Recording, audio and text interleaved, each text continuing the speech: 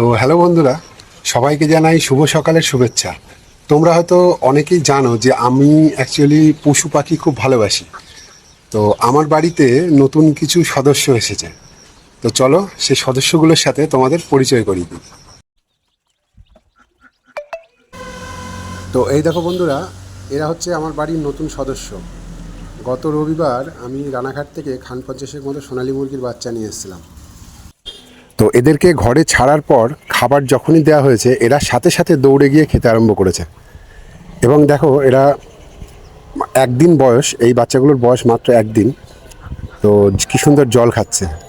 তো শুনেছি নাকি সোনালী মুরগি তাড়াতাড়ি বড় হয়। তো দেখা যাক কত তাড়াতাড়ি বড় হয়। তো দেখো বন্ধুরা, কি সুন্দর লাগছে দেখতে। সব দৌড়ে দৌড়ে আসছে, এসে খাবার খাচ্ছে, জল খাচ্ছে।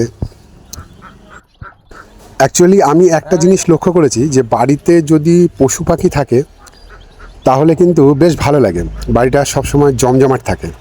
আর আমি এমনি একটু পশু পাখি পছন্দ করি, তো যার জন্য হঠাৎ করে মনে হলো তাই নিয়ে এলাম।